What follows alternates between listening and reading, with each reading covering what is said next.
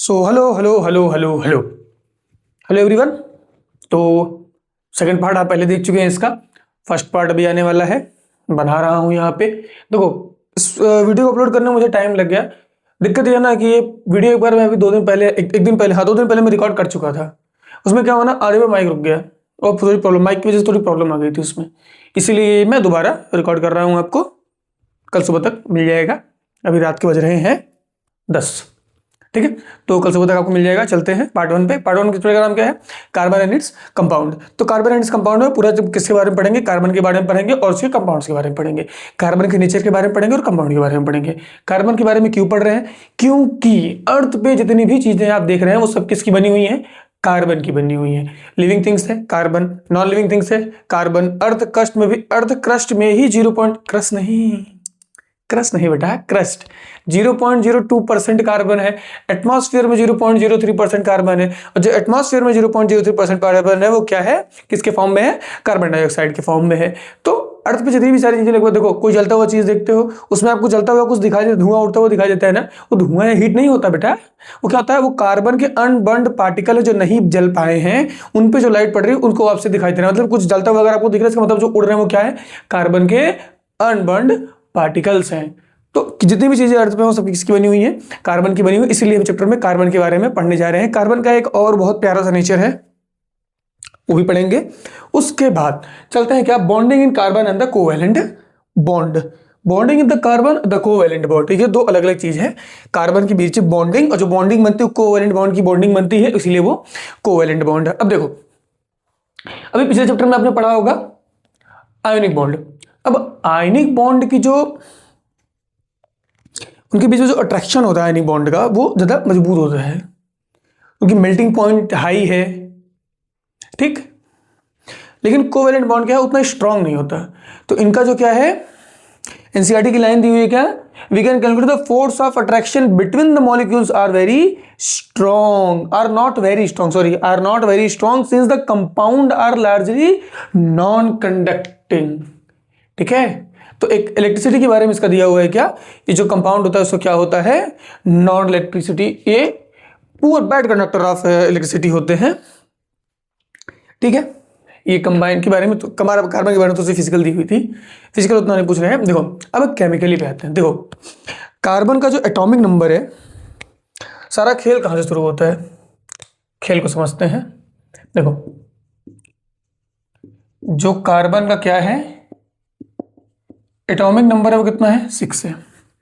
अब कार्बन का atomic number 6 है। अब इसको हम सेल वाइज डिस्ट्रीब्यूट करते हैं, ठीक है। अब मैंने ये मान लो कार्बन बनाया, कार्बन के 6 एटॉमिक नंबर 6 है, तो इलेक्ट्रॉन कितने होंगे? इलेक्ट्रॉन होंगे 6। अगर इनको बांटे तो मैं के सेल में कह सकता हूं 2 आ जाएंगे, बचे 4, एल सेल में आ जाएंगे 4। अब ये एल जो है इसका आउटर मोस्ट सेल है, एल जो है वो क्या है? आउटर मोस्ट सेल है।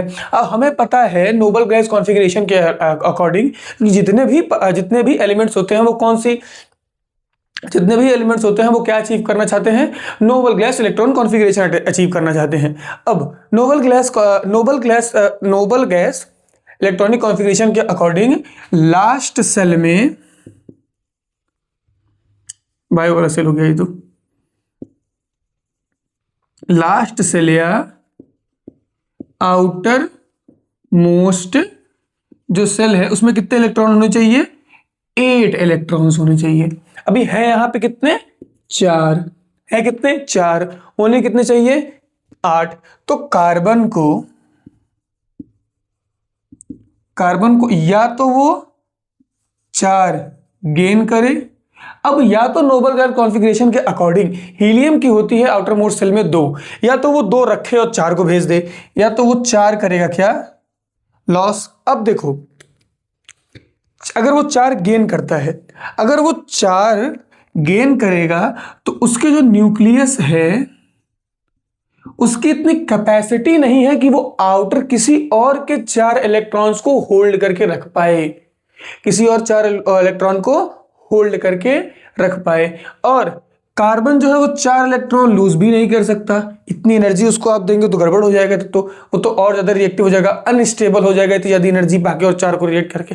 जितने भी एलिमेंट्स होते हैं वो क्या होना चाहते हैं? स्टेबल होना चाहते हैं। अब अगर ये 4 गेन तो कर ही नहीं पाएगा क्योंकि इतनी उसकी न्यूक्लियस की इतनी पावर ही नहीं, उसके पास इतना एनर्जी ही नहीं है कि वो स्टोर करके रख पाए 4 को, और अपने 4 को तो कर ही रहा है, किसी और के 4 को रखे, ये भी नहीं कर सकता। फिर क्या करता है, ये 4 लूज भी नहीं कर सकता क्योंकि उसको तो एनर्जी चाहिए, तो ये तो और भी क्या हो जाएगा, अनस्टेबल हो जाएगा। पर होना क्या चाहते हैं, सब स्टेबल होना चाहते हैं, तो ये लूज भी नहीं कर सकते, गेन भी नहीं कर सकते।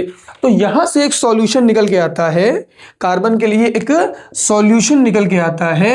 वो सॉल्यूशन क्या होता है, शेयर। जैसे हम लंच में टिफिन बॉक्स शेयर करते हैं ना, वैसे ये क्या करेंगे,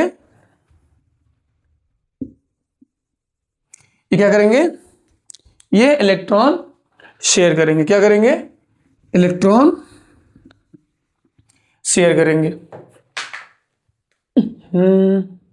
क्या करेंगे बेटा, ये इलेक्ट्रॉन को शेयर करेंगे। क्या करेंगे, ये इलेक्ट्रॉन्स को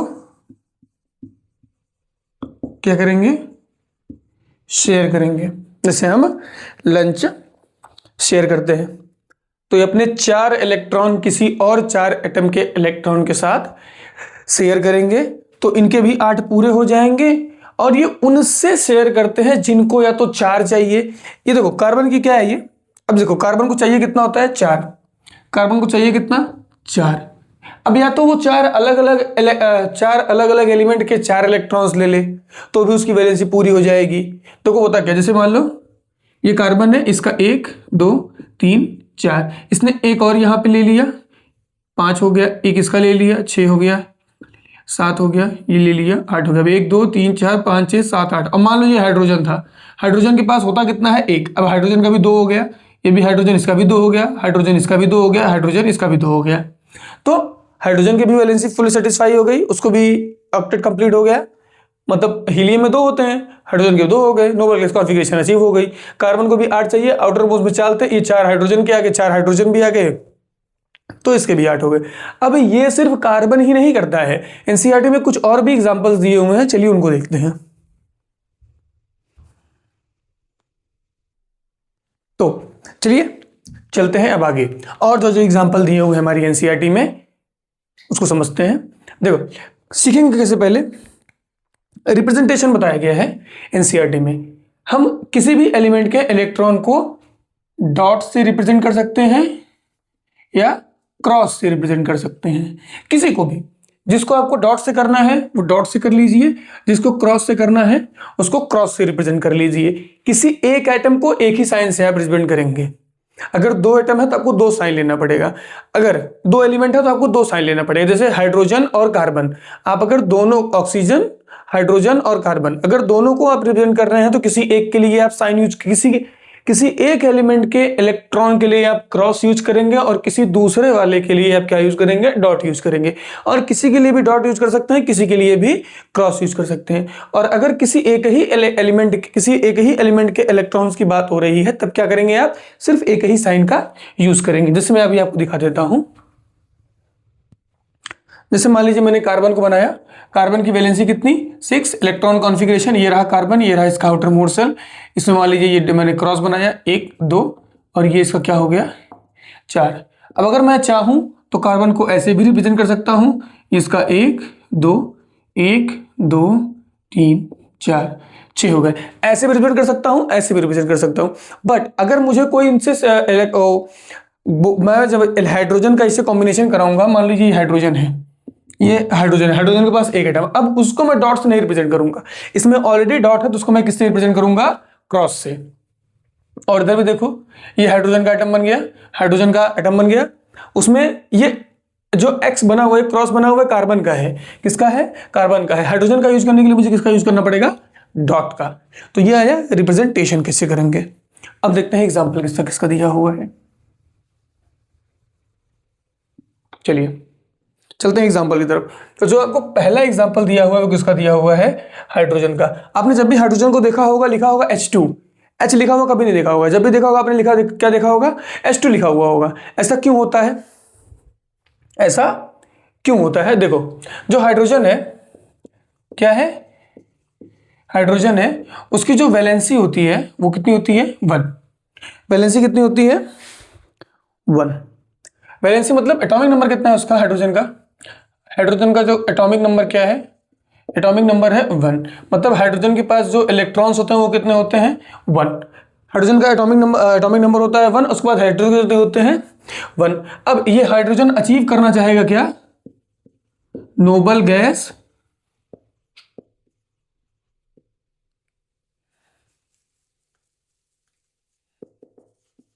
कॉन्फ़िगरेशन। क्या अचीव करना चाहेगा, noble gas configuration. Noble gas configuration में वो चाहेगा हीलियम का कॉन्फ़िगरेशन अचीव करना। और हीलियम के आउटर मोस्ट सेल में होते हैं 2 इलेक्ट्रॉन। हीलियम के आउटर मोस्ट सेल में कितने होते हैं, 2 इलेक्ट्रॉन। इसके कितने हैं, 1 है। तो देखो ये बनाया मैंने हाइड्रोजन, और इसके आउटर मोस्ट में सेल में है कितने, 1। ये क्या करेगा, ये और एक हाइड्रोजन एटम से क्या करेगा, कंबाइन कर जाएगा, और उसका भी एक एटम एक दोनों से क्या कर लेंगे, ये मान लो ये इसका है और ये इसका है। अब ये दोनों क्या करेंगे, आपस में से एक बॉन्ड बना लेंगे। क्या करेंगे ये दोनों आपस में, ये आपस में क्या करेंगे, बॉन्ड बना लेंगे। ये दोनों ही एटम, इस हाइड्रोजन का, इस वाले हाइड्रोजन का एक एटम और इस वाले हाइड्रोजन का एक एटम, दोनों मिलकर एक बॉन्ड बना लेंगे। तो इसके लिए जब ये वाले एटम के लिए काउंट होगा तो 1 2 इलेक्ट्रॉन, और इस वाले एटम के लिए भी जब काउंट होगा तो 1 2 इलेक्ट्रॉन। इसकी भी वैलेंसी पूरी, इसकी भी वैलेंसी पूरी। इसके भी आउटर मोस्ट में 2 इलेक्ट्रॉन हो गए, इसके भी आउटर मोस्ट में 2 इलेक्ट्रॉन हो गए। मतलब इनका भी काम हो गया, इसका भी काम हो गया, और इन दोनों ने क्या अचीव कर लिया, नोबल गैस कॉन्फ़िगरेशन। ये किसका एग्जांपल आपको दिया हुआ था, हाइड्रोजन का।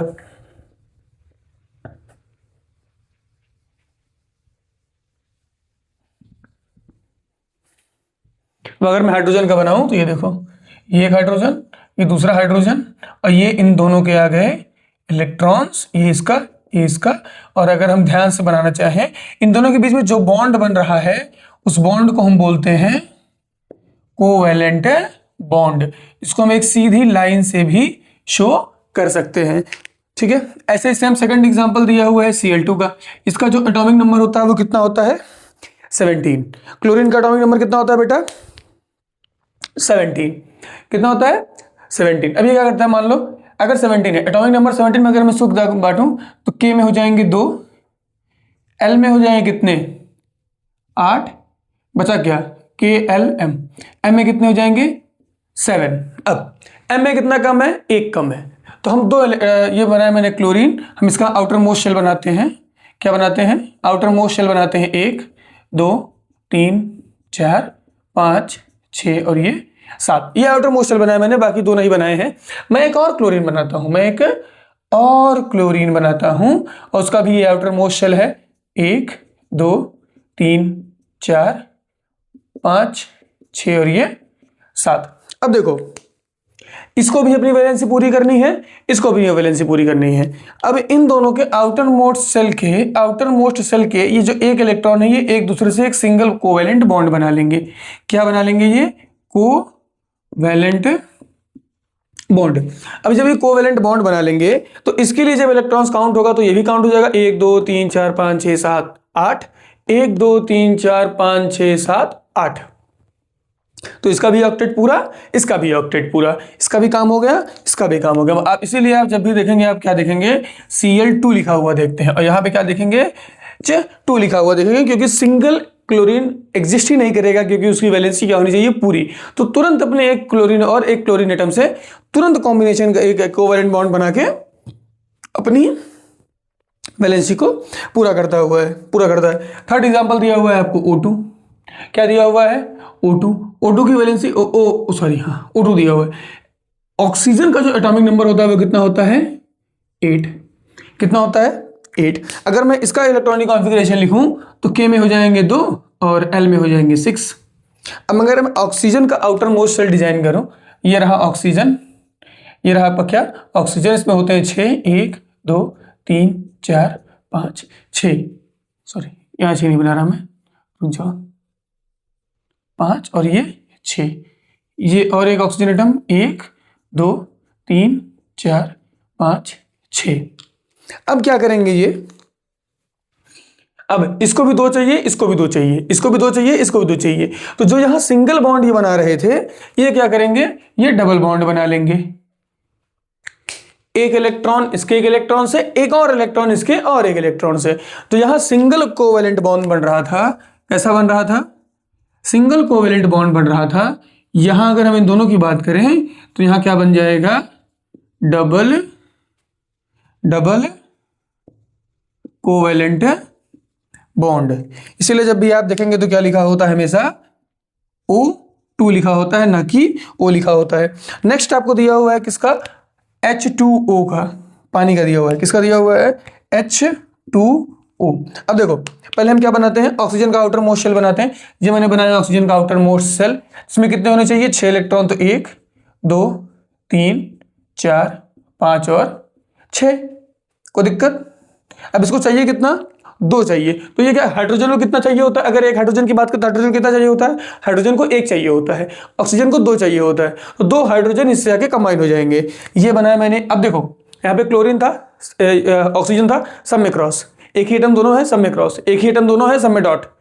ये हाइड्रोजन दूसरा एटम है। अब अगर मैं ऑक्सीजन का क्रॉस से बना चुका हूं तो हाइड्रोजन का डॉट से बनाऊंगा। ये आपका रहा हाइड्रोजन और ये रहा हाइड्रोजन का एटम। ये रहा आपका हाइड्रोजन और ये रहा हाइड्रोजन का इलेक्ट्रॉन।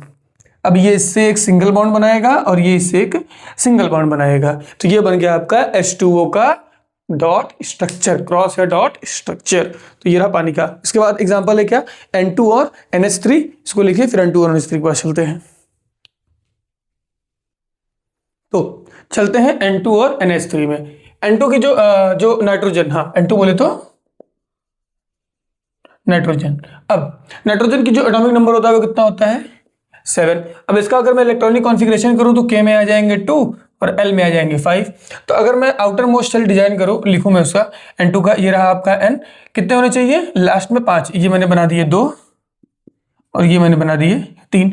इसको चाहिए कितना, और 3 और चाहिए। 5 है लास्ट में ना, 1 2 3 4 5। इसको चाहिए कितना, और 3 और चाहिए। तो ये मैंने दूसरा नाइट्रोजन बना दिया और इसके भी ये रहे आपके 3 और ये रहे 2। अब ये क्या करेंगे, क्लोरीन ने सिंगल बॉन्ड बनाया, ऑक्सीजन ने डबल बॉन्ड बनाया, क्योंकि वहां पे 2 चाहिए था, क्लोरीन को 1 चाहिए होता। अब अगर नाइट्रोजन नाइट्रोजन से कंबाइन होगा तो ये क्या बनाएगा, ट्रिपल बॉन्ड। क्या बनाएगा, ट्रिपल बॉन्ड। क्या बनाएगा,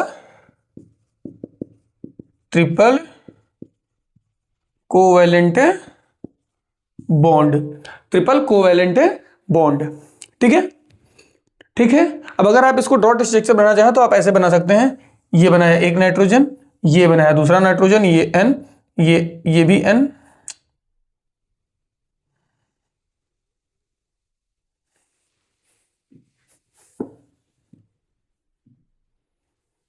ये बनाया आपने 1, ये बनाया आपने 2, ये नाइट्रोजन, इसका 1 2 3, इसका भी 1 2 3, इसके 2 ये रहे और इसके 2 ये रहे। काउंट करो, 1 2 3 4 5 6 7 8, 1 2 3 4 5 6 7 8।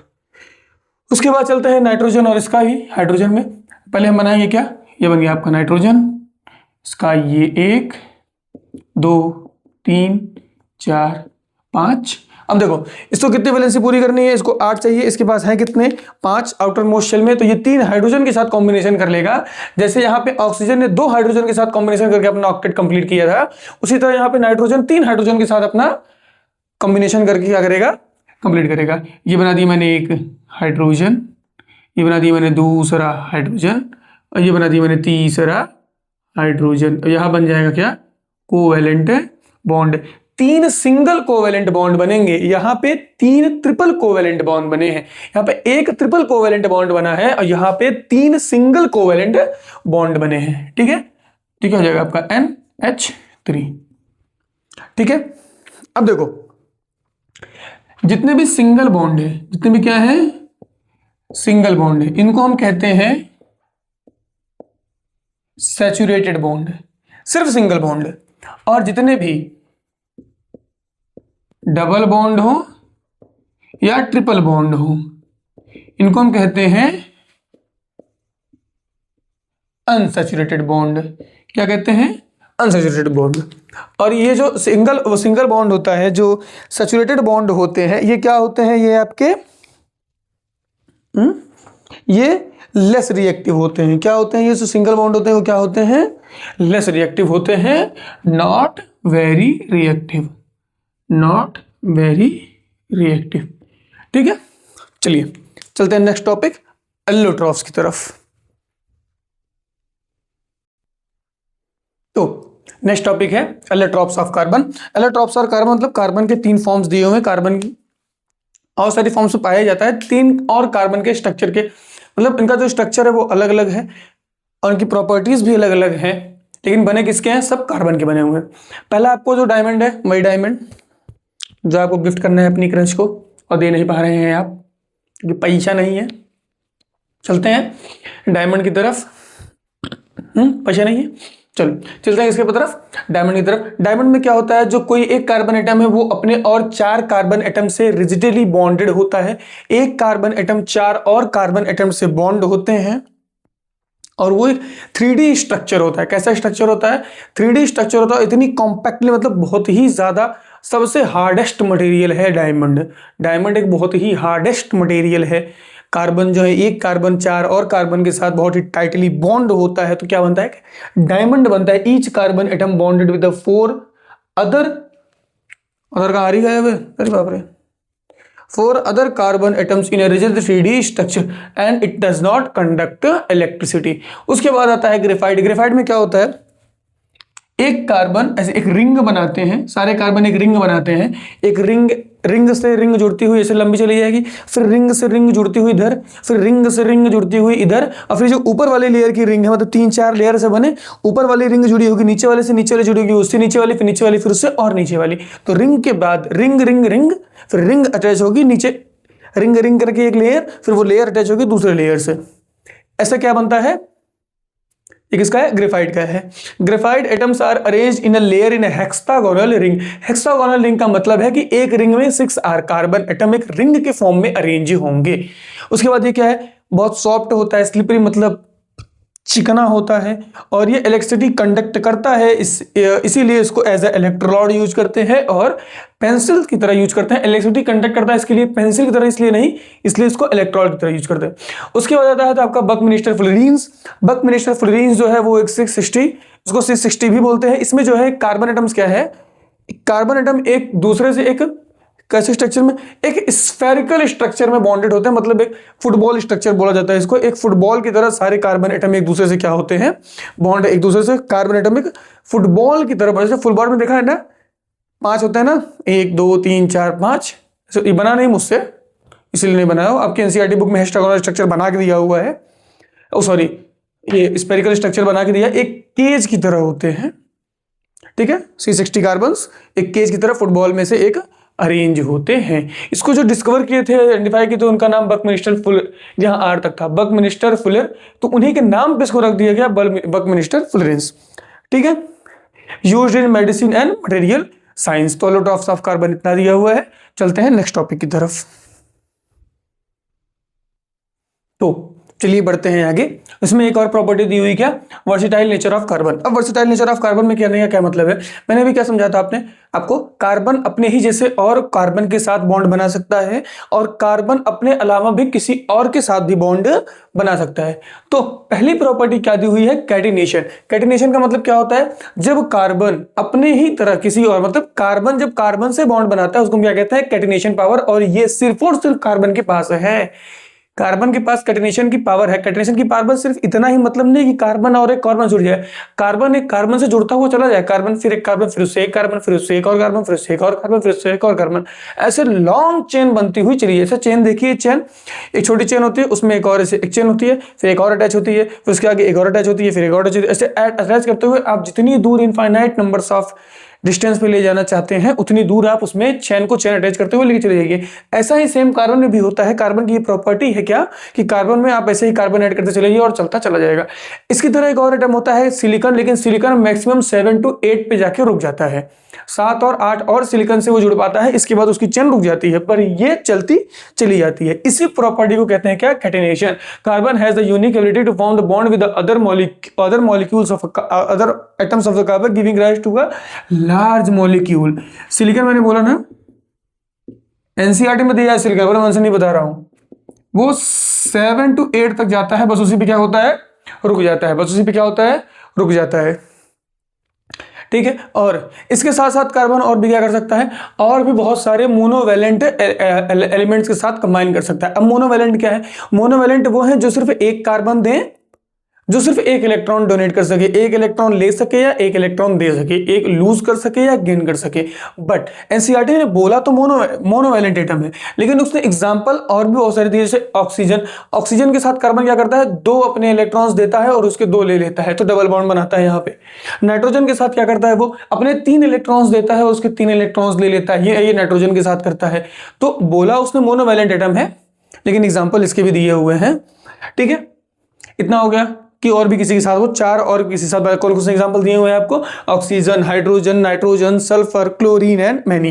क्लोरीन भी हो सकता है और एक क्या होता है, ब्रोमीन भी हो सकता है, और इन दोनों को हम क्या बोलते हैं, हैलोजेंस। क्या बोलते हैं, हैलोजेंस। ठीक, इसके बाद क्या टॉपिक है, इसके बाद है सैचुरेटेड और अनसैचुरेटेड। अगर सिंगल बॉन्ड बनाता है तो सैचुरेटेड, अगर डबल या ट्रिपल बॉन्ड बनाता है तो अनसैचुरेटेड। अब इसके बाद दिया हुआ है ब्रांच, रिंग और चेन। तो लिखो इसको, फिर चलते हैं तो चलते हैं चेन, ब्रांच और रिंग की तरफ। अब चेन का क्या मतलब है, अब चेन में सिंगल बॉन्ड भी आ सकता है, डबल बॉन्ड भी आ सकता है, जो मन करे वो बॉन्ड आ सकता है, उससे मतलब नहीं डबल बॉन्ड है, ट्रिपल बॉन्ड है, सिंगल बॉन्ड है। लेकिन चेन का मतलब है कि जितने भी एटम्स होंगे कार्बन के, वो सीरीज नॉर्मली ही अरेंज होते चले जाएंगे, उनमें कोई ब्रांच नहीं होंगी, शाखाएं नहीं। जैसे पेड़ की पत्तियां होती है ना, एक ऐसे गया फिर उसमें फूट गया, फिर उसमें एक और फूट गया, फिर उसमें एक और फूट गया, ऐसा नहीं होगा। चेन में देखो, ये कार्बन एटम एक और कार्बन से जुड़ा, एक और कार्बन से जुड़ा, और कार्बन से जुड़ा, और कार्बन से जुड़ा, और कार्बन से जुड़ा, ये चेन ऐसे चली जाएगी, बीच में कहीं कुछ नहीं होगा। ये क्या है, चेन है। ये क्या है, वैलेंसी आप सेटिस्फाई कर दीजिए, hydrogen hydrogen hydrogen hydrogen hydrogen hydrogen hydrogen hydrogen hydrogen, H H H,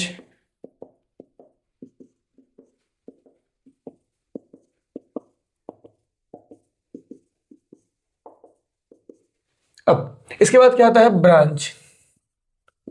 अब ब्रांच के लिए मिनिमम नंबर्स ऑफ हाइड्रोजन जो पॉसिबल नेसेसरी है वो कितने हैं, 4। Minimum number of carbon atom कितने चाहिए, 4। 3 में ब्रांच आप नहीं कर सकते, 3 में ब्रांच आप नहीं कर सकते, देखिए 2 में भी नहीं कर सकते। अब 2 में तो क्या ही करोगे, मान लो ये 2 है, इसमें कैसे ब्रांच बनाओगे तुम। अब मान लो 3 भी है, अब कहोगे सर ये लीजिए एक कार्बन, ये लीजिए एक कार्बन, इसमें बना दीजिए एक कार्बन।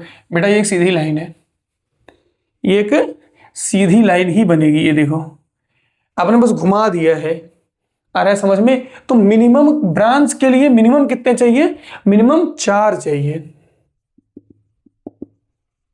मिनिमम 4 एटम्स चाहिए, कार्बन कार्बन कार्बन और तीसरे वाले से एक और कार्बन। बची हुई वैलेंसी आप हाइड्रोजन से कर दीजिए सेटिस्फाई। ठीक, ये बन गया क्या, ब्रांच। और भी आगे जाके इसमें भी इसको हटा के आप इसमें भी चेंज जोड़ सकते हैं, फिर यहां कर सकते हैं, फिर यहां कर सकते हैं, इसमें यहां कर सकते हैं, इसमें यहां कर सकते हैं, तो कुछ भी बन सकता है। ठीक है, इसके बाद आता है रिंग। रिंग के लिए भी मिनिमम 4 नहीं, रिंग के लिए मिनिमम 3 चाहिए। ये कार्बन, ये एक और इधर बन गया, इससे ये जुड़ गया और इधर ये जुड़ गया, तो ये भी क्या है, रिंग है। रिंग के लिए मिनिमम कितने चाहिए, 3 चाहिए। आप 4 ले लीजिए, 1 2 3 और ये 4। 5 ले लीजिए, 1 2 1 3 5। ठीक है, 6 बना लीजिए, ये carbon carbon carbon carbon carbon carbon.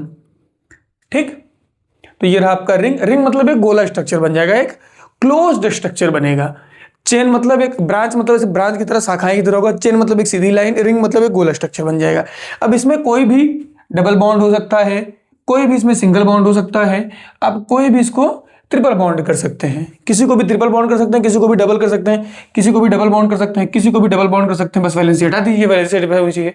तो डबल बॉन्ड सिंगल बॉन्ड से मतलब नहीं, डबल बॉन्ड तो अगर हाँ पूरे चेन में अगर एक भी डबल बॉन्ड है तो पूरा का पूरा अनसैचुरेटेड, एक भी ट्रिपल बॉन्ड है तो पूरा का पूरा अनसैचुरेटेड, अगर पूरी बॉन्ड में सिर्फ सिंगल बॉन्ड है तो सैचुरेटेड। ठीक है, अब इसके बाद चलते हैं, टॉपिक क्या दिया हुआ है आपको, होमोलॉगस सीरीज, और उसके बाद फिर होमोलॉगस सीरीज, फिर फंक्शनल ग्रुप, फिर आ जाएंगे हम नॉमेनक्लेचर पे। ठीक है, चलिए। तो चलते हैं नेक्स्ट दो टॉपिक की तरफ, इसके बाद सीधे चलेंगे नॉमेनक्लेचर 15 मिनट का मैक्सिमम से। तो आधा घंटा हो चुका है, 45 तक ये ऊपर हो जाएगा, 45 मिनट का वीडियो आपको मैक्सिमम मिल जाएगा। अरे ज़्यादा चल जाएगा, 50 जाएगा बस, इससे तो नहीं जाएगा। देखो होमोलॉगस सीरीज या फंक्शनल ग्रुप, यहाँ नहीं, दोनों अलग अलग। होमोलॉगस सीरीज क्या होता है? Series of a compound in which the same functional group substitute from of a carbon in a carbon chain is called homologous series. समझ में आया? बाहर में जाए। देखो कार्बन की भी एक लंबी चेन बनाई थी, उन सारी वैलेंसी से किससे सेटिस्फाई किया था? किससे किया था? हाइड्रोजन से किया था। अब मान लो 2 कार्बन की चेन है, उसमें हाइड्रोजन है, किसी एक हाइड्रोजन को हटा के कोई एक फंक्शनल ग्रुप लगा दो। फंक्शनल ग्रुप ये रहा। मान लो मैं एक हाइड्रोजन को हटा के वहां अल्कोहल लगा दे रहा हूं। 2 कार्बन की चेन, एक अल्कोहल, 3 कार्बन की चेन वही अल्कोहल, 4 कार्बन की चेन वही अल्कोहल, 5 कार्बन की चेन वही अल्कोहल। मतलब जो फंक्शनल ग्रुप है वो अल्कोहल ही है। बढ़ क्या रहा है? चेन बढ़ रही है। 2 कार्बन से 3 कार्बन, 3 कार्बन से 4 कार्बन, 4 कार्बन से 5 कार्बन। मतलब 1 से 2 जाए ये नहीं। 2 कार्बन की चेन है, उसमें इसमें क्या लगा हुआ है? एक OH लगा हुआ है। 10 कार्बन की चेन है, उसमें OH लगा हुआ है। 25 कार्बन की चेन है, उसमें OH लगा हुआ है। अब ये तीनों ही क्या है? एक होमोलॉगस सीरीज है। तीनों में डिफरेंस कितने का आ रहा है? सिर्फ CH2 का ही आ रहा है। 2 से 10, 10 से 20 कर लो, 18 कर लो, ठीक है। जैसे देखो इसमें क्या है, CH3OH, C2HOH। जो इन दोनों के बीच का डिफरेंस है वो सिर्फ CH2 का है। 1 कार्बन और 2 हाइड्रोजन बढ़े हैं। यहां से यहां जाओगे तो यहां भी 1 कार्बन और 2 ही हाइड्रोजन बढ़े हैं। C2H5 से C3H6H7 हो गया है। 2 हाइड्रोजन, 1 हाइड्रोजन और 1 कार्बन और 2 हाइड्रोजन बढ़े हैं। यहां भी 1 कार्बन और 2 हाइड्रोजन ही बढ़े हैं। लेकिन फंक्शनल ग्रुप देखो तीनों में क्या है? सेम है। यहां देखो CH4 से तुम C2H6 गए, अगर यहां मैं काउंट करूं तो यहां भी 1 कार्बन और 2 हाइड्रोजन बढ़े हैं। दो कार्बन C2H6 से C3H8 गए हो, यहाँ पे देखोगे तो 1 कार्बन 2 हाइड्रोजन बढ़े हैं। C3H8 से C4H10 गए हो, यहाँ पे देखोगे तो 1 कार्बन और 2 हाइड्रोजन बढ़े हैं। मतलब जो इंक्रीजमेंट है वो सिर्फ कार्बन और हाइड्रोजन में, वो सब में क्या है? सेम है। ध्यान से देखो, 1 carbon 2 hydrogen, 1 carbon 2 hydrogen, functional group सब में सेम है। अब फंक्शनल ग्रुप क्या होते हैं? Functional group in an atom is an atom or a group of atom present in a carbon chain that determine the chemical properties and the reaction of the organic compound। Functional group क्या होते हैं? Atom या group of atom, वो atom होंगे या पूरा एक group का एटम होगा। 2-3 एटम मिलके मतलब उसमें कार्बन की चेन में हाइड्रोजन को रिप्लेस करेंगे, या कोई एक अकेला एटम होगा कार्बन की चेन में हाइड्रोजन को रिप्लेस करेगा। अब जो कि वो डिसाइड करेगा कि जो कंपाउंड नया बना है उसकी केमिकल प्रॉपर्टी या फिजिकल प्रॉपर्टी क्या होगी। मतलब एक हाइड्रोकार्बन की चेन थी। हाइड्रोकार्बन का मतलब उसमें हाइड्रोजन हो और क्या हो? कार्बन हो। तो हाइड्रोकार्बन की चेन थी, उसमें हाइड्रोजन हटा और कोई और एटम या ग्रुप ऑफ एटम आके वहां पे ऐड हुआ, और वो डिसाइड करेगा कि अब जो नया कंपाउंड बना है उसकी प्रॉपर्टी क्या होगी, केमिकल या फिजिकल। केमिकल प्रॉपर्टी दिया हुआ है और मतलब रिएक्शंस कैसी होंगी। तो जिसमें पहला आपको दिया हुआ है हेलोजन। हेलोजन में तो आपको एग्जांपल दिया हुआ है क्लोरीन और ब्रोमीन की। मैं आपको दोनों ही एग्जांपल दिखा देता हूं। ये अगर क्लोरीन का एग्जांपल मैं देखूं तो ये रही आपकी कार्बन की चेन। ये मान लीजिए ये आपके सारे लगे हुए हैं हाइड्रोजन। क्या लगे हुए हैं? ये लगे हुए हैं हाइड्रोजन, ये लगे हुए हैं हाइड्रोजन। मैं किसी एक हाइड्रोजन को हटा के यहां पे लगा दूं क्लोरीन। अब ये हाइड्रोकार्बन चेन की वजह से, चेन के अलावा अब ये हो चुका है क्लोरोप्रोप। ये मतलब इसकी प्रॉपर्टी क्लोरीन की आ चुकी है। मैं नाम नहीं बताऊंगा क्योंकि अगला टॉपिक है नोमेनक्लेचर। और वहीं अगर ब्रोमीन की करूं, सेम ऐसे ही 3 कार्बन की चेन है, इसकी जो वैलेंसी ये सेटिस्फाई है, सब में हाइड्रोजन लगा हुआ है, बस एक क्या लगा हुआ है? एक में ब्रोमीन लगा हुआ है। उसके बाद आता है अल्कोहल। जैसे मैंने क्लोरीन और ब्रोमीन लगाया एक हाइड्रोजन को हटा के, उसी एक हाइड्रोजन को हटा के अगर मैं सिंगल बॉन्ड OH लगा दूं तो वो क्या हो जाएगा? सिंगल बॉन्ड क्या लगा दूं? OH। ये कार्बन 2 कार्बन की चेन है और इसमें ये इसकी हाइड्रोजन इसकी वैलेंसी सेटिस्फाई कर रहे हैं, और यहाँ पे जो हाइड्रोजन लगना था उसको मैं हटा के क्या लगा दे रहा हूं? यहाँ पे एक OH लगा दे रहा हूं। अब ये अल्कोहल बन चुका है। ऐसे ही सेम ये जो लास्ट वाला कार्बन है, इसके तीनों हाइड्रोजन हटा के, एक नहीं 2 हाइड्रोजन हटा के उसकी जगह मैं एक डबल बॉन्ड O लगा दूं। क्या? मान लो ये 3 कार्बन की चेन थी, ये हाइड्रोजन हाइड्रोजन हाइड्रोजन हाइड्रोजन और ये हाइड्रोजन हाइड्रोजन और ये हाइड्रोजन। अब मैं क्या करूं? इनके 2 हाइड्रोजन एटम्स को हटा दूं। दो हाइड्रोजन एटम्स को मैंने हटा दिया, उसकी दो वैलेंसी अब खाली हो गई, उसी दो को मैं डबल बॉन्ड O से अगर जोड़ दूं तो ये क्या हो जाएगा, एल्डिहाइड। क्या हो जाएगा, एल्डिहाइड। देखो ठीक है, उसके बाद कीटोन में आते हैं।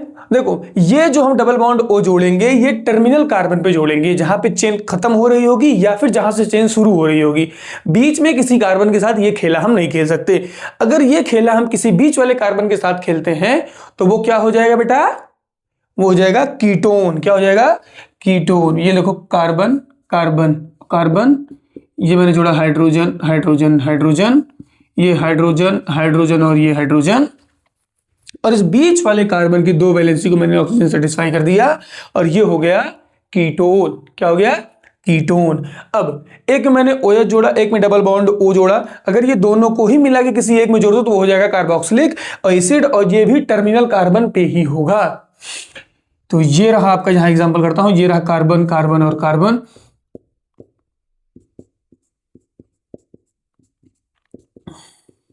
टर्मिनल कार्बन में क्या होगा कि क्या होगा, डबल बॉन्ड O और एक सिंगल बॉन्ड OH। ठीक है, अब ध्यान से देखो मेरी बात, हाइड्रोजन को हटाया, क्लोरीन लगाया या ब्रोमीन लगाया तो वो हेलोजन हो जाएगा। एक हाइड्रोजन को हटाया, देखो अगर क्लोरीन या ब्रोमीन लगाया तो हम सफिक्स यूज करते हैं क्लोरो या ब्रोमो, सफिक्स नहीं प्रीफिक्स यूज करते हैं। प्रीफिक्स मतलब नाम के आगे ही जुड़ जाएगा, ये नॉमेनक्लेचर में नाम के आगे ही जुड़ जाएगा, ये आप याद रखो, नॉमेनक्लेचर में ये मैं नहीं बताने वाला। अब प्रीफिक्स ऐड हो जाएगा क्या, क्लोरो या ब्रोमो। अल्कोहल में सफिक्स यूज होगा, क्या यूज होगा, सफिक्स होगा, क्या वो भी ऑल, क्या यूज होगा, ये सफिक्स। सफिक्स मतलब नाम खत्म होने के बाद में लगेगा। उसके बाद क्या आता है, एल्डिहाइड। एल्डिहाइड में यूज होगा अल, और ये भी एज अ सफिक्स यूज होगा। प्रीफिक्स सिर्फ क्लोरो और ब्रोमो यूज होगा, बाकी सब सफिक्स होगा। अगर डबल बॉन्ड O कहीं बीच में लग रहा है तो वो कीटोन है, और कीटोन के लिए सफिक्स यूज होता है ओन। और कार्बोक्सिलिक एसिड में अगर लास्ट में टर्मिनल कार्बन पर डबल बॉन्ड O और सिंगल बॉन्ड OH लग जाता है तो यहां पे जो सफिक्स यूज होगा वो होगा ओइक एसिड। ठीक है, चलते हैं नॉमेनक्लेचर की तरफ।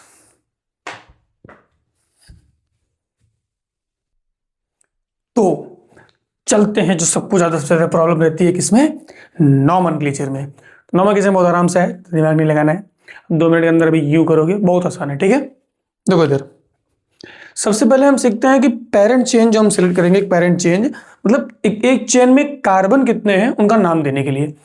ब्रांच और रिंग वाला आप में नहीं आएगा, सीधी बात है। ब्रांच थोड़ा सा आएगा, अभी बता दूंगा। ब्रांच मतलब ब्रांच छोड़ दो, उसको ब्रांच नहीं होगा, वो सिर्फ चेन आएगा बस। देखो अगर पूरे ही एटम में जितनी लंबी चेन है, अगर उसमें सिर्फ सारे सिंगल बॉन्ड है उसे हम कहते हैं एल्केन। अगर उसमें एक भी डबल बॉन्ड है या सारे डबल बॉन्ड है उसे हम बोलते हैं एल्काइंस। ठीक है, एल्केन्स, एल्काइन, हाँ एल्कीन्स। और अगर एक भी ट्रिपल बॉन्ड है, सारे ही ट्रिपल बॉन्ड है, सारे ही ट्रिपल बॉन्ड हो ही नहीं सकते। ठीक है, 10 है, 10 के ट्रिपल बॉन्ड नहीं हो सकते। अगर उसमें ट्रिपल बॉन्ड है तो उसे हम बोलते हैं एल्काइंस। ठीक, अब देखो अगर एक कार्बन उसको हम बोलते हैं मिथ, 2 तो इथ, 3 तो प्रोप, 4 तो ब्यूट, 5 तो पेंट, 6 तो हेक्स, 7 तो सेप्ट, 8 तो ऑक, 9 तो नॉन और 10 तो डेक। ठीक, अब अगर उसमें सारे के सारे सिंगल बॉन्ड है तो उसे हम बोलेंगे ANE, methane, ANE ethane, propane, butane, sorry A होगा, ये भी ए होगा, ये भी ए होगा, butane, pentane, hexane, heptane, octane, nonane और ये डेकेन। अब अगर अब ये कार्बन से कार्बन की बॉन्ड की बात हो रही है। कार्बन से अगर कार्बन का बॉन्ड एक सिंगल बॉन्ड बनाते हैं हम क्या बोलते हैं, मीथेन, सॉरी एन लगेगा। कार्बन से कार्बन डबल बॉन्ड बनेगा तो ENE लगेगा। कार्बन से कार्बन ट्रिपल बॉन्ड बनेगा तो YENE लगेगा। अब देखो अगर एक ही कार्बन है, अगर सिर्फ एक ही कार्बन है तो उसमें डबल बॉन्ड कहां से अटैच करोगे, तो एल्कीन और एल्काइन में मीथेन नहीं होता, मिथ वाला नहीं होता, स्टार्ट ही इथीन से होता है। अगर डबल बॉन्ड तो ethene, propene, butene, pentene, hexene, heptene, octene, nonene और ये डेकीन। सेम वैसे इसमें ethyne, propyne, butyne, pentyne, hexyne, heptyne, octyne, nonyne और ये डेकाइन। ठीक, अब उसमें हमें पता करना होगा, हमारे पास एक जनरल फॉर्मूला होता है जिससे हम पता कर सकते हैं कि अगर इसमें 10 कार्बन है तो हाइड्रोजन कितने होंगे। ठीक, 5 कार्बन है तो हाइड्रोजन कितने होंगे, 6 कार्बन है तो हाइड्रोजन कितने होंगे। देखो, अब अगर वो पूरी की पूरी सिंगल बॉन्ड है, पूरी की पूरी क्या है, सिंगल बॉन्ड है, तो उसमें सिंपल सा फॉर्मूला लगता है CnH2n+2। मतलब अगर कार्बन 2 है, अगर कार्बन 2 है, मतलब ये तो इथेन है, उसमें कार्बन कितना होगा, एक कार्बन होगा। एक कार्बन n की जगह 1 रखा है मैंने, यहां भी n की जगह 1 रखो, 1 रखा, 2 1 जा 2 + 2 कितना हो जाएगा H4। C2 रखो, यहाँ पे C2 रखा है यहाँ पे ना, तो यहाँ भी 2 रखो, 2 2 जा 4 + 2 H6। यहाँ पे C3 रखा है, यहाँ पे 3 रखो, 3 2 जा 6, 6 + 2 8। इसी तरह यहाँ पे 8 रखो, C4H10 हो जाएगा, यहाँ पे C5H12 हो जाएगा, C6H14 हो जाएगा, C6H16 हो जाएगा, H16 हो जाएगा, एक मिनट, यहाँ पे C7H16 होगा, C8H18 होगा, C9H20 होगा और C10H22 होगा। इथेन की बात करें, मीथेन तो बनेगा ही नहीं, तो इथेन की बात करें तो जितना n होता है उसी का डबल H होगा। अगर C2 तो H4, C3 तो H6, C4 तो H8, C4 तो H8, C5 तो H10, C6 तो H12, C7 तो H14, C8 तो H16, C9 तो H18, C10 H20। और इसमें क्या होगा, इसमें 2 माइनस हो जाएगा। अगर C2 तो H, 2 2 जा 4, 4 - 2 H2 हो जाएगा, हाँ H2 हो जाएगा। सेम वैसे ही C3 तो 3 2 जा 6 - 2 H4 हो जाएगा, C4H 4 2 जा 8 - 2 H6 हो जाएगा, C5 5 2 जा 10 - 2 8 हो जाएगा, C6 6 2 जा 12 - 2 H10 हो जाएगा। उसी तरह C7 H12 हो जाएगा, C8 H14 हो जाएगा, ठीक, C9 H16 हो जाएगा और C10, अगर C10 तो H18 हो जाएगा। ठीक, तो ये रहा आपका जनरल फॉर्मूला हाइड्रोजन गिनने का फॉर्मूला, और ये ऐसे 10 तक 6 तक आएगा, एनसीईआरटी 6 तक देके बैठा है। उसके बाद चलते हैं नॉमेनक्लेचर पे, रूल्स फॉर द नॉमेनक्लेचर। किसी का नाम रखने के लिए हम कैसे रूल क्या क्या है। अब देखो, तो सबसे पहला रूल है सेलेक्ट द लॉन्गेस्ट चेन। तो सबसे पहले जो वो चेन हम सेलेक्ट करेंगे जिसमें नंबर ऑफ कार्बन सबसे ज्यादा है, नंबर ऑफ कार्बन सबसे ज्यादा है। जैसे अगर एक ऐसी चेन गई है, इधर ब्रांच बना हुआ है, तो सबसे ज्यादा नंबर ऑफ कार्बन जिस चेन में हम उसमें सेलेक्ट करेंगे। जैसे मान लीजिए ये carbon carbon carbon carbon carbon carbon, यहाँ पे भी एक कार्बन, अभी ब्रांच और चेन है, ठीक है। तो 1 2 3 4 5 6, 1 2 3 4 5। अब क्या हो गया, इधर से 5 आ रहा है, इधर से 6 आ रहा है, तो हमारा ये जो हो जाएगा वो हो जाएगा पेरेंट चेन। जो लॉन्गेस्ट चेन होगी वो क्या होगी, पेरेंट चेन। अब अगर दोनों ही नॉर्मल कॉमन आएगा तो ऐसे 1 2 3 4, यहाँ भी 1 और ये 2। अब देखो 1 2 3 4, 1 2 3 सॉरी 1 2 3 4, 1 2 3 4, इधर से भी 4 है, इधर से भी 4 है। अब क्या करेंगे, अब देखेंगे किसमें डबल बॉन्ड लगा है, सॉरी डबल बॉन्ड भी छोड़ो। अब सबसे पहले हम देखेंगे कि जो फंक्शनल ग्रुप लगा हुआ है वो किधर लगा हुआ है। अगर इस चेन में फंक्शनल ग्रुप लगा हुआ है तो उसको जाने दो पहले, भी फंक्शनल ग्रुप पर छोड़ो। देखो क्या करेंगे, अब इधर भी 4 है, इधर भी 4 है। अब देखेंगे कि फंक्शनल ग्रुप किस चेन में लगा हुआ है।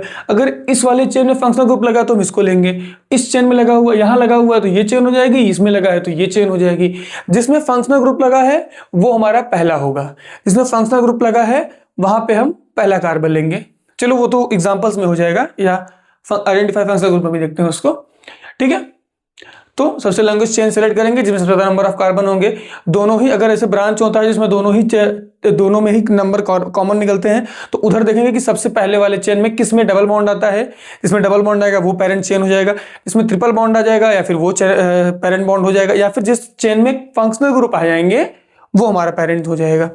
ठीक है, मान लो यहाँ पे मैं फंक्शनल ग्रुप ऐड कर देता हूँ OH, यहाँ मैं फंक्शनल ग्रुप क्या ऐड कर देता हूँ OH। अब जो पेरेंट्स चेन बनेगा वो हमारा ये वाला पेरेंट चेन हो जाएगा और ये बाहर निकल जाएगा। बाहर नहीं निकलेगा उसको हम क्या बोलेंगे वो देखते हैं। उसके बाद आइडेंटिफाई द फंक्शनल ग्रुप।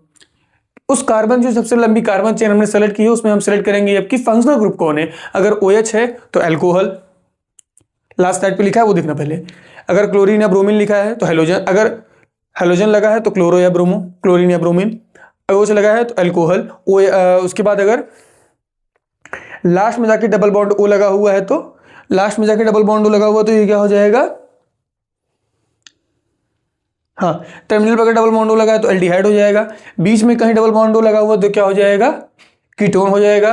और कहीं टर्मिनल कार्बन पर डबल बॉन्ड O और OH दोनों लगा हुआ तो क्या हो जाएगा, कार्बोक्सिलिक एसिड हो जाएगा। अब फंक्शनल ग्रुप ही डिसाइड करेंगे कि उसने, ठीक है फंक्शनल ग्रुप हो गया कि डिसाइड करेंगे क्या, क्लोरीन लगा है या ब्रोमीन लगा है या OH लगा है या डबल बॉन्ड O लगा हुआ है, कहाँ पे, टर्मिनल कार्बन पे। और फिर यही डबल बॉन्ड O कहाँ लगा हुआ है, मिडिल वन पे। कहाँ पे, मिडिल वन पे। तो ये हो जाएगा आपका कीटोन और ये क्या है, एल्डिहाइड, और ये क्या है, अल्कोहल, और ये क्या है, हेलोजन। और यही क्या, सिंगल बॉन्ड OH और डबल बॉन्ड O लगा होती है क्या हो जाएगा, कार्बोक्सिलिक एसिड या ओइक एसिड। यहाँ पे कीटोन यूज करते हैं ओन, इसमें अल, इसमें OL और इसमें यही क्लोरो या ब्रोमो। ठीक, नेम द कार्बन चेन, ऐसे नेम देंगे। एक कार्बन, दो कार्बन है तो इथेन, तीन है तो प्रोपेन, ये है तो ये, डबल बॉन्ड है तो इन लगा देंगे, डबल बॉन्ड है तो इन लगा देंगे। और ये भी हम देखेंगे कि इन किस पोजीशन पे है। जब नंबरिंग करते वक्त हम ये ध्यान देंगे कि जो डबल बॉन्ड लगा है वो कौन से कार्बन पे लगा है, पहले पे लगा है कि दूसरे पे लगा है, तीसरे पे लगा है, तो वो भी हम ध्यान देंगे। एग्जाम्पल में भी सब देखते हैं। फिर name and number of substitute. अब ये जो एक कार्बन इधर बच गया था ये सब्स्टिट्यूट हो गया। लॉन्गेस्ट चेन के बाहर जितने भी कार्बन आपको मिलेंगे वो सब्स्टिट्यूट हो जाएंगे। लॉन्गेस्ट चेन के बाहर, लॉन्गेस्ट चेन के बाहर जितने भी कार्बन बचेंगे, जितने भी कार्बन बचेंगे वो सब क्या कहलाएंगे, सब्स्टिट्यूट। क्या कहलाएंगे, कहां लिख दिया यार, हट, ये वाली लाइन यहां के लिए, वो सब क्या कहलाएंगे, सब्स्टिट्यूट कहलाएंगे। बट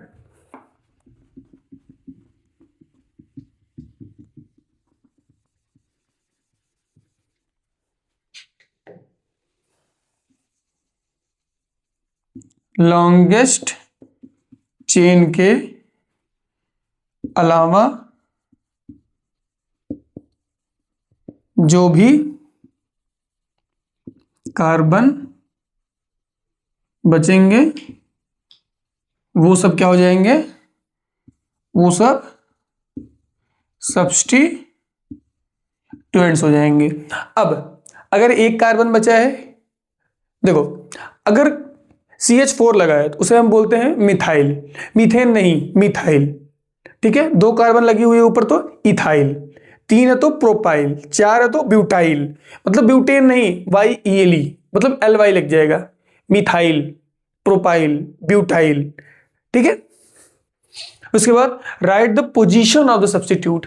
पहले करेक्ट ऑर्डर में लिखेंगे। सबसे पहले क्या, सबसे पहले पोजीशन ऑफ सब्स्टिट्यूट ही लिखेंगे। अगर जैसे पहले ही कार्बन सब्स्टिट्यूट है तो वन मिथाइल, अगर वन नहीं भी लिखते मिथाइल ही लिखते हैं तो भी चलेगा।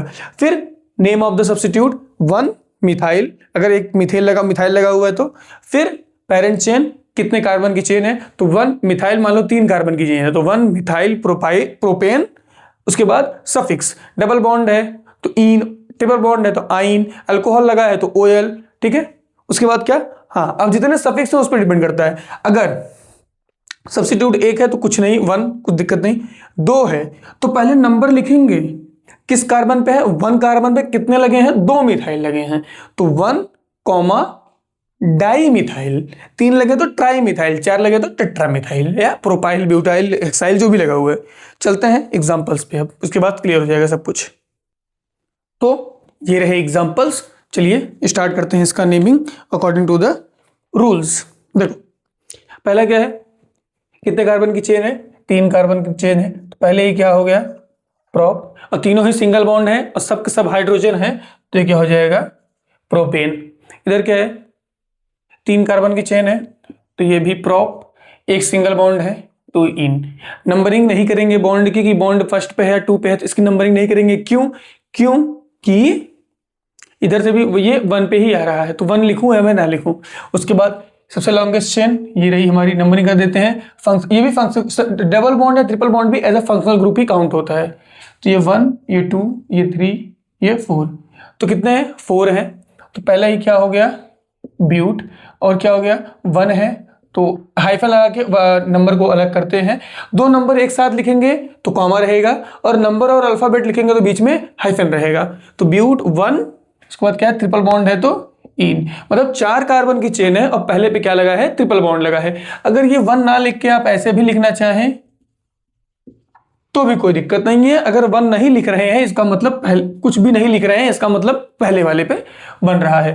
अब उसके बाद आते हैं इसमें, सबसे पहला काम क्या, पेरेंट कार्बन सेलेक्ट करना। एक ही कार्बन है, ये पेरेंट कार्बन सेलेक्ट हो गया, हमारा ये पेरेंट कार्बन है, 3 है, तो 3 है तो प्रॉप नाम हो गया। फंक्शनल ग्रुप क्या है OH है, OH बोले तो एल्कोहल लगेगा क्या ओल। कितने नंबरिंग पे है, इधर से भी करोगे तो 1 2 3, इधर से करो तो 1 2 3, मतलब 2 पे ही आ रहा है। करना नंबरिंग हमें वहां से है जहां पे ये OH कहाँ है नजदीक है।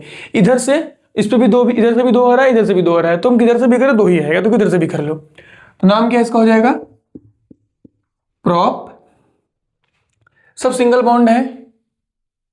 हाँ अब देखो यहाँ पे हो जाएगी नंबरिंग चेंज। अब यहाँ पे एन नहीं आएगा, यहाँ पे आपका एन नहीं आएगा, यहाँ पे क्या आएगा, यहाँ पे आएगा ऑल। क्या आएगा ऑल, क्या आएगा बेटा ऑल, ठीक है। सारे सिंगल बॉन्ड है, ए एन, ई लास्ट का हट जाएगा आपका। कितने नंबर पे है अभी, कितने पे है 2 पे ऑल है, तो hyphen 2 hyphen all, propane two all, ठीक है। अभी यहाँ पे देखो ऐसे भी आ सकता है, ऐसे भी आ सकता है, ऐसे ड्रॉ करके आपको नहीं देगा, नॉर्मल ऐसे भी दे सकता है। यहाँ पे देखो इसमें भी 3 कार्बन की चेन है और पहले पे ही OH लगा हुआ है, इसको हम सेलेक्ट करेंगे। ये हमारी 3 कार्बन की चेन हो गई और पहले पे ही क्या है OH है। अब नंबरिंग यहाँ से करते हैं 1 2 3 या 1 2 3, पर फंक्शनल ग्रुप किस साइड से नजदीक आ रहा है, जब इसको हम 1 दे रहे हैं, मतलब इधर से अगर काउंटिंग करें तो इस पे आ रहा है, तो 1 पे ही क्या है आपका ओल है। कार्बन कितने हैं 3, कार्बन कितने हैं 3, तो यहां भी आप लिख सकते हैं प्रोपेन 1 ओल, या भी आप यहां पे भी क्या लिख सकते हैं प्रोपेनॉल। कोई दिक्कत, 1 लिखना हो तो लिखिए वरना मत लिखिए। ये मैंने 3 ही कार्बन ले लिए हैं क्या, सब 6 कार्बन तक है ही टोटल। देखो अब ये यहाँ पे फंक्शनल ग्रुप आपका है डबल बॉन्ड OH, इसको हम क्या बोलेंगे कार्बोक्सिलिक एसिड है, तो इसके लिए सफिक्स क्या यूज होता है ओइक एसिड। क्या यूज होता है ओइक एसिड। तो पेरेंट कार्बन सेलेक्ट करेंगे, ये हमारे पेरेंट कार्बन, तो 1 2 3 या 1 2 3, तो हम ये वाला सेलेक्ट सही माने क्योंकि यहाँ से कार्बन क्या है, यहाँ से फंक्शनल ग्रुप नजदीक आ रहा है, पहले पे आ रहा है, यहाँ से तीसरे पे आ रहा है, तो पेरेंट कार्बन वही हम सेलेक्ट करेंगे जिसमें फंक्शनल ग्रुप कहाँ पे आए सबसे पहले आ जाए। तो इधर से चेक करने पे सबसे पहले इधर आ रहा है, तो पेरेंट कार्बन हम इधर से चेक करेंगे। तो फंक्शनल ग्रुप कहाँ हमारा है 1 पे, कार्बन कितने हैं 3, तो नाम हो जाएगा प्रोपेन, सारे सिंगल बॉन्ड है तो प्रोपेन। कहाँ पे है 1 पे, क्या है कार्बोक्सिलिक एसिड। कार्बोक्सिलिक एसिड के लिए जो सफिक्स यूज होता है वो क्या होता है ओइक एसिड, तो 1 ओइक एसिड, ये हो गया इसका नाम। अगर आप 1 पे ओइक एसिड है यहां भी नहीं लिखना चाहते तो आप लिख सकते हैं प्रोपेनोइक एसिड। फिर चलते हैं, अब यहाँ पे देखो टर्मिनल पे लगा हुआ डबल बॉन्ड हो। अब अगर टर्मिनल कार्बन पे डबल बॉन्ड हो लगा तो हम क्या बोलते हैं एल्डिहाइड। एल्डिहाइड बोले तो इसके लिए क्या यूज होता है सफिक्स एल, अल अल, ऑल नहीं अल, ए एल। कितने कार्बन है 1 2 3 4, 1 2 3 4, हम कौन सा सही मानेंगे नीचे वाला सही माने, सॉरी नीचे वाला गलत है हमारा, ऊपर वाला सही है, क्योंकि जो क्योंकि जो फंक्शनल ग्रुप है वो नजदीक किसके आ रहा है, ऊपर वाले काउंटिंग के हिसाब से। नीचे वाले काउंटिंग के हिसाब से फंक्शनल ग्रुप 4 नंबर कार्बन पे आ रहा है, ऊपर वाले काउंटिंग के हिसाब से फंक्शनल ग्रुप 1 नंबर पे आ रहा है, तो हम किसको सही मानेंगे, ऊपर वाले को। तो कितने कार्बन है, 4 है, तो ब्यूट पहले पे ही है, सारे सिंगल बॉन्ड तो एन पहले पे ही है, तो 1 आल, और इसको भी आप क्या लिख सकते हैं, ब्यूटेनॉल। उसके बाद चलते हैं इधर, अब यहाँ पे लगा हुआ है Cl, Cl है तो क्या है, हैलोजन है। अब Cl है तो यहाँ पे यूज क्या होता है, प्रीफिक्स, और वो भी कौन सा, Cl है क्लोरीन है तो क्लोरो, और ब्रोमीन है तो ब्रोमो। अब यहाँ पे क्या है, क्लोरीन है, नंबरिंग करेंगे 1 2 3, इधर से भी करेंगे 2 पे ही आ रहा है, इधर से भी करेंगे 2 पे ही आ रहा है, तुम क्या मान लेंगे, 2 पे है। कितने, तो पहले क्या है, क्लोरो है, क्लोरीन है, किस कौन से पोजीशन पे, 2 पे है, तो 2 क्लोरो, कितने कार्बन, 3, तो प्रॉप सब सिंगल बॉन्ड तो एन, सारे सिंगल बॉन्ड तो एन, कोई दिक्कत नहीं। इधर चलते हैं, अब यहां पे भी 1 2 3 4 4 कार्बन की चेन है, इधर से करेंगे 1 2 3 4, इधर 1 2 3 4। अब ऊपर वाले से अगर काउंटिंग करेंगे तो फंक्शनल ग्रुप 2 पे आ रहा है, और नीचे से काउंटिंग करेंगे तो फंक्शनल ग्रुप 4 पे आ रहा है, तो कौन सा सही होगा, ये सही होगा, ये गलत होगा। इधर से करने पे 3 पे आया फंक्शनल ग्रुप, इधर से करने पे 2 पे आया, तो 2 वाला सही है। तो क्या होगा, 2 पे क्या है, 2 पे क्या है, क्लोरीन है, तो 2 क्लोरो, 2 क्लोरो, कार्बन कितने, 4, तो ब्यूट। उसके बाद क्या है, एक डबल बॉन्ड है, किस पे है, पहली ही पोजीशन पे डबल बॉन्ड है, तो हाइफन 1 हाइफन इन। अगर आप ऐसे नहीं लिखना चाहते, ऐसे लिखना चाहते हैं, तो 2 क्लोरो ब्यूट इन। सिर्फ पहला ही लेटर अल्फाबेट वो कैपिटल लेटर होगा, बाकी सारे के सारे क्या होंगे, स्मॉल लेटर होंगे, और किसी भी के बीच में गैप नहीं आना चाहिए। जो भी आप अल्फाबेट लिखते हुए जाएंगे उन सब के बीच में किसी में भी गैप नहीं आना चाहिए। बस ओइक एसिड में ओइक अलग और एसिड अलग हो सकता है, लेकिन वो भी सभी स्मॉल लेटर में ही रहेंगे। सिर्फ पहला लेटर कैपिटल होगा, बाकी सारे के सारे स्मॉल होंगे। जब हम लेटर और न्यूमेरिकल वैल्यू को अलग अलग लिखना होगा, न्यूमेरिकल और वैल्यू को हाइफन से करेंगे, और नंबर को कॉमा से करेंगे, नंबर और लेटर हाइफन नंबर कॉमा, ठीक। उसके बाद चलते हैं, ये यहां पे लगा है डबल बॉन्ड OH, तो ये हो गया ओइक एसिड, और एक पहले ही कार्बन पे लगा हुआ है क्या, 2, तो ये इसको हम देंगे 1, ये 2 और ये 3, कितने कार्बन हो गए, 3, तो नाम देंगे क्या, प्रोप। उसके बाद क्या, 2 पे क्या है आपके, डबल बॉन्ड है, तो 2 इन, प्रोप 2 इन, नहीं यार इसका नाम प्रोप 2 इन नहीं होगा,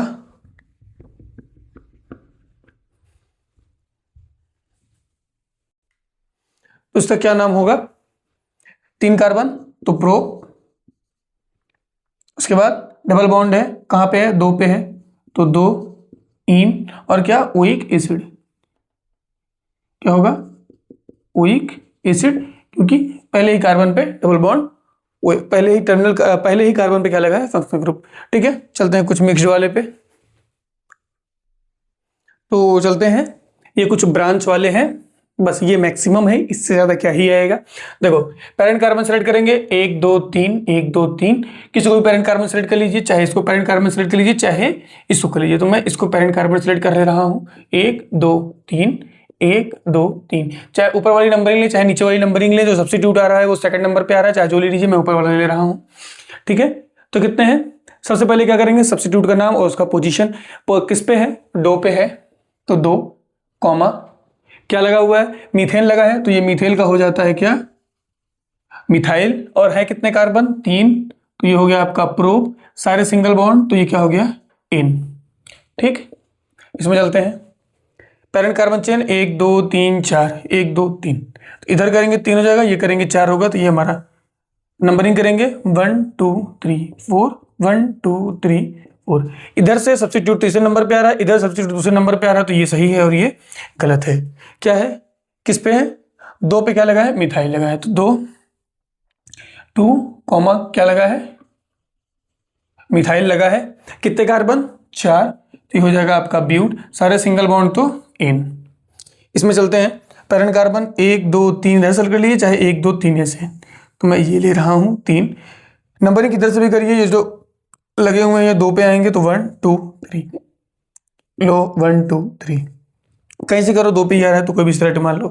कितने हैं, 2 मिथाइल लगे हैं दूसरे नंबर पे, तो 2 सॉरी नंबर और अल्फाबेट हाइफन से, नंबर और अल्फाबेट हाइफन से, तो 2,2 डाई मिथाइल, कितने कार्बन 3, तो प्रॉप सब सिंगल बॉन्ड तो इन।